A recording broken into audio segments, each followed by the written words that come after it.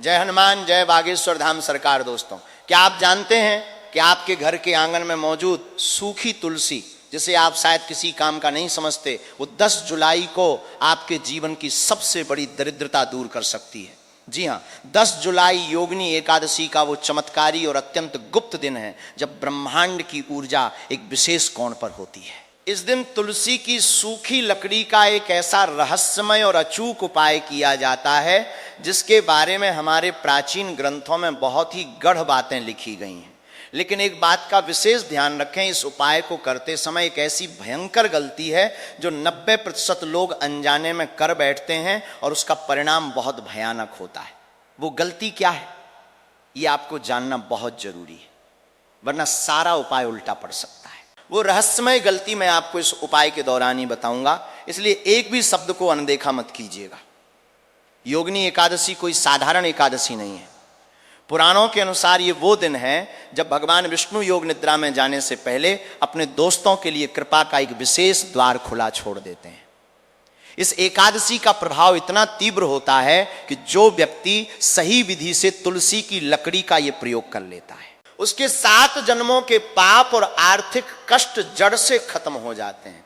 आपने अक्सर सुना होगा कि एकादशी पर चावल नहीं खाने चाहिए, एकादशी को व्रत रखना चाहिए, लेकिन क्या आपको किसी ने यह बताया कि एकादशी की रात को तुलसी की सूखी लकड़ी से किया गया एक छोटा सा कर्म आपको रंक से राजा बना सकता है? शायद नहीं, क्योंकि ये वो दुर्लभ रहस्य हैं जिन्हें हमेशा आम इंसान से छिपा कर रखा गया और सिर्फ कुछ विशेष साधकों तक ही सीमित रखा गया।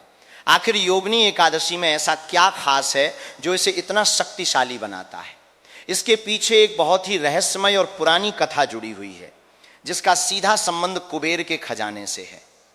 अलकापुरी नाम की एक नगरी थी जहां यक्षराज कुबेर राज किया करते थे। उनका एक माली था जिसका नाम हेममाली था। उसका काम हर दिन मानसरोवर से भगवान शिव की पूजा के लिए ताजे फूल लाना था, लेकिन एक दिन अपनी पत्नी के प्रेम में पड़कर वो फूल ले जाना भूल गया। क्रोधित होकर कुबेर ने उसे कोढ़ी होने का और स्वर्ग से धरती पर गिरने का श्राप दे दिया। हेममाली धरती पर आकर भयंकर कष्ट भोगने लगा, उसका शरीर सड़ने लगा। तब एक महान ऋषि ने उसे 10 जुलाई के आसपास आने वाली किसी योगिनी एकादशी का व्रत करने और एक विशेष उपाय करने को कहा। हेममाली ने पूरे विश्वास के साथ ये किया और उसका न सिर्फ कोढ़ दूर हुआ बल्कि वो वापस कुबेर के दरबार में अपनी पुरानी जगह पर पहुंच गया। इस कथा से हमें यह समझना है कि ये एकादशी इंसान को उसके सबसे बुरे वक्त से निकालकर वापस शिखर तक पहुंचाने की ताकत रखती है। तुलसी को माता कहा जाता है।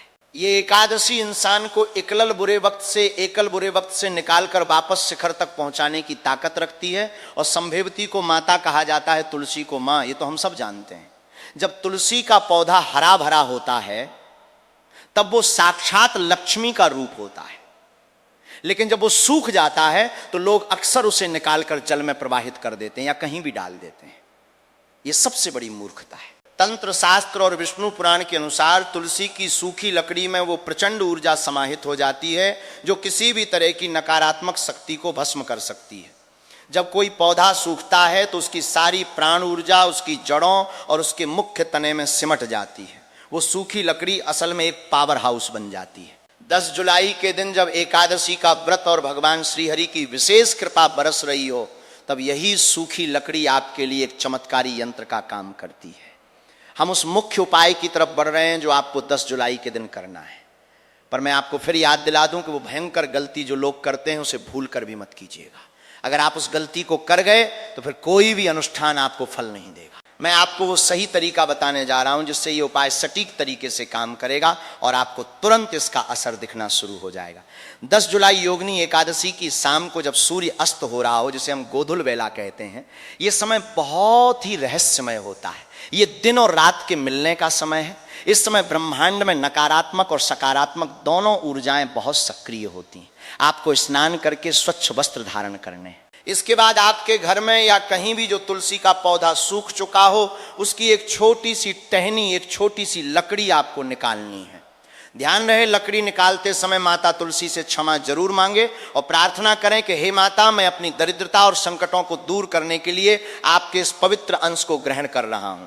मुझे आज्ञा दें। इसके बाद उस लकड़ी को घर लाएं और उसे गंगा जल या किसी भी पवित्र जल से अच्छी तरह धो लें। अब आती है वो सबसे बड़ी गलती जो 90% लोग करते हैं और फिर कहते हैं कि हमें फायदा नहीं हुआ। बहुत से लोग तुलसी की लकड़ी को सीधे किसी भी धागे में बांधकर गले में पहन लेते हैं या उसे बिना प्राण प्रतिष्ठित किए यूं ही अपनी तिजोरी या गले में रख देते हैं। यह सर्वथा अनुचित और गलत है। बिना मंत्र शक्ति और बिना भगवान विष्णु जी के स्पर्श के सूखी लकड़ी पूरी तरह से जागृत नहीं होती है, वो सोई हुई अवस्था में होती है। सही विधि यह है कि उस सूखी लकड़ी को एक पीले रंग के रेशमी कपड़े पर रखें।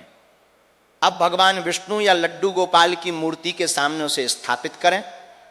उसके ऊपर थोड़ा सा शुद्ध देसी घी और कुमकुम लगाएं। ये घी उस लकड़ी को ऊर्जा प्रदान करता है।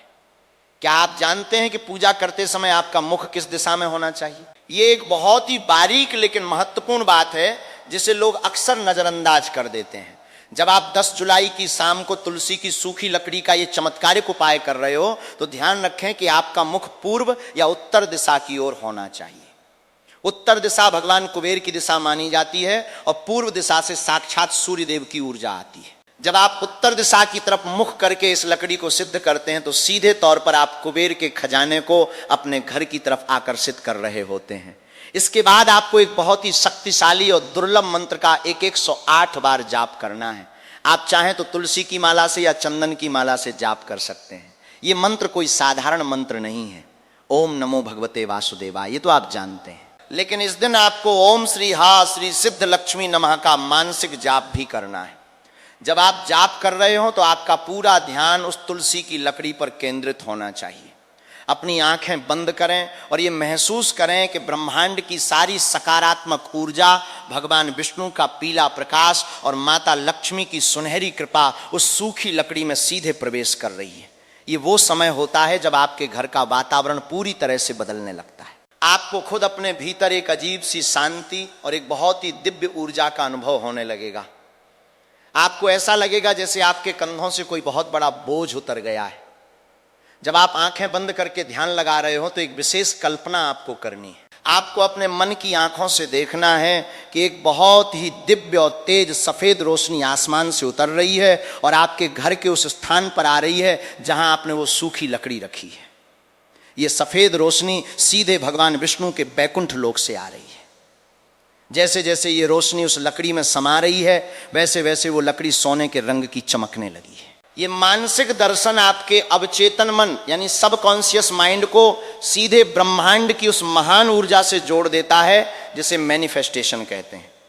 हमारे वेद पुराणों में इसी को संकल्प शक्ति कहा गया है। जितना गहरा आपका संकल्प होगा उतनी ही जल्दी ये सूखी लकड़ी आपकी इच्छाओं को पूरा करेगी।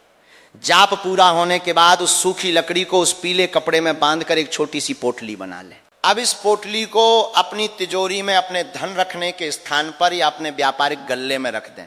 अगर आपके घर में बहुत ज़्यादा लड़ाई झगड़े होते हैं या आपको लगता है कि किसी ने आपके घर पर कुछ कर दिया है तो आप इस पोटली को अपने घर के मुख्य दरवाजे के अंदर की तरफ ऊपर बांध दें।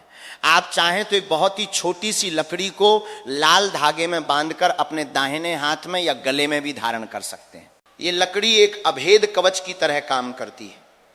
कोई भी बुरी नज़र, कोई भी काला जादू, कोई भी तंत्र मंत्र या कोई भी नकारात्मक शक्ति इस लकड़ी के दिव्य आभा मंडल को पार नहीं कर सकती। ये साक्षात नारायण का सुरक्षा चक्र बन जाता है।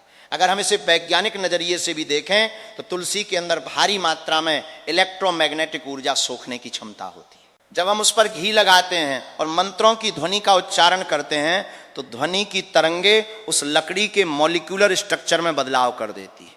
वो एक एंटीना की तरह काम करने लगती है जो पूरे दिन 24 घंटे आपके घर में सिर्फ सकारात्मक ऊर्जा को खींचती है और नकारात्मक ऊर्जा को बाहर फेंकती है। यही कारण है कि प्राचीन काल में ऋषि मुनि हमेशा अपने पास तुलसी की सूखी लकड़ी रखते थे। धन और समृद्धि के अलावा तुलसी की ये सूखी लकड़ी आपके आभा मंडल, जिसे हम ऑरा कहते हैं, उसको पूरी तरह से शुद्ध कर देती है। कई बार हमें समझ नहीं आता कि हम हमेशा थके थके और उदास क्यों महसूस करते हैं। मेडिकल टेस्ट में भी सब कुछ सामान्य निकलता है लेकिन फिर भी शरीर में भारीपन बना रहता है। ये असल में नजर दोष और नकारात्मक ऊर्जा का असर होता है जो हमारे अवरा पर चिपक जाती है।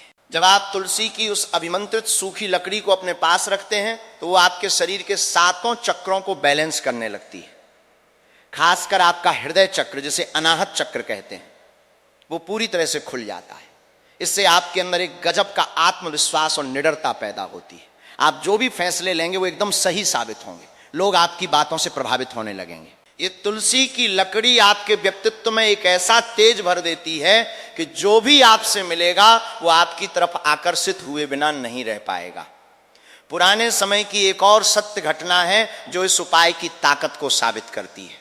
एक बहुत ही गरीब व्यापारी था जिसका पूरा व्यापार कर्ज में डूब चुका था। उसके पास अपने परिवार को खिलाने तक के पैसे नहीं बचे थे। तब किसी सिद्ध संत ने उसे योगिनी एकादशी की रात को यही सूखी तुलसी की लकड़ी का उपाय बताया था। उस व्यापारी ने ठीक वैसे ही किया जैसा मैंने आपको बताया है। उसने उत्तर दिशा की तरफ मुख करके पूरे भाव से उस लकड़ी को पीले कपड़े में स्थापित किया और भगवान विष्णु से रोते हुए प्रार्थना की। आप यकीन नहीं मानेंगे, महज कुछ ही हफ्तों के भीतर उसे एक ऐसा बड़ा व्यापारिक अवसर मिला जिसने उसकी पूरी जिंदगी पलट कर रख दी। आज उस व्यापारी की पीढ़ियां एक बहुत ही खुशहाल जीवन जी रही हैं। ये सिर्फ एक कहानी नहीं है, ये उस शक्ति का प्रमाण है जो माता तुलसी और भगवान विष्णु के इस पवित्र संयोग में छिपी हुई है।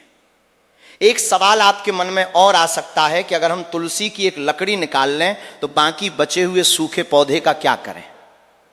ये एक बहुत ही अच्छा सवाल है। आपको उस बाकी बचे हुए पौधे को सम्मान के साथ किसी पवित्र नदी में विसर्जित कर देना चाहिए या किसी साफ मिट्टी में दबा देना चाहिए। उसे कभी भी कूड़े में या किसी गंदी जगह पर न फेंकें।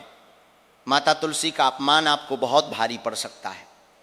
क्या आप जानते हैं कि एक और ऐसी गुप्त बात है जो योगिनी एकादशी के दिन आपको बिल्कुल नहीं करनी चाहिए?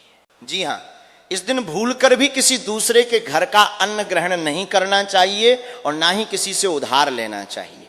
अगर आप इस दिन उधार लेते हैं तो वो कर्ज कभी नहीं उतरता, बल्कि आपको इस दिन अपना पुराना कर्ज चुकाने की शुरुआत करनी चाहिए।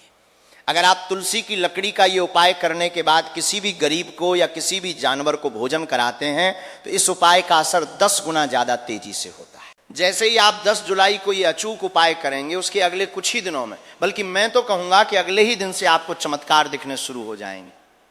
आप देखेंगे कि आपके वो रुके हुए काम अचानक से बनने लगे हैं जो सालों से अटके पड़े थे। जहां से धन आने की कोई उम्मीद तक नहीं बची थी, वहां से भी पैसे आने के रास्ते अपने आप खुलने लगेंगे। आपके घर में जो कलह और क्लेश रहता था वो एकदम से शांत हो जाएगा। पति पत्नी के बीच प्रेम बढ़ने लगेगा। आपके बच्चे आपकी बात मानने लगेंगे। ये कोई जादुई चमत्कार नहीं है, बल्कि ये वो सनातन विज्ञान है जो हमारे पूर्वजों ने सदियों पहले खोज लिया था और जो आज भी उतना ही प्रभावशाली है। योगिनी एकादशी के इस अत्यंत पावन और दुर्लभ अवसर को अपने हाथ से बिल्कुल भी मत जाने दीजिएगा। ये 10 जुलाई आपके जीवन का टर्निंग पॉइंट साबित हो सकती है। एक ऐसा दिन जो आपकी किस्मत की रेखाओं को बदलकर रख देगा। जो लोग सच्चे मन और पूरी श्रद्धा के साथ भगवान विष्णु का स्मरण करते हुए इस सूखी लकड़ी के रहस्य को अपनाएंगे, मैं दावे के साथ कह सकता हूं कि उनकी आने वाली पीढ़ियां भी बैठकर राज करेंगी। बस याद रखिएगा, मन में कोई शंका ना हो, कोई शक ना हो और आपके भाव एकदम शुद्ध हो, क्योंकि भगवान सिर्फ भाव के भूखे होते हैं। उपाय तो बस एक माध्यम है, असली काम तो आपकी श्रद्धा करती है। तो हमारे इस चैनल वास्तुशास्त्र टेल्स को सब्सक्राइब अवश्य कर लें। धन्यवाद दोस्तों, वीडियो के अंत तक बने रहने के लिए। मिलते हैं नेक्स्ट वीडियो में।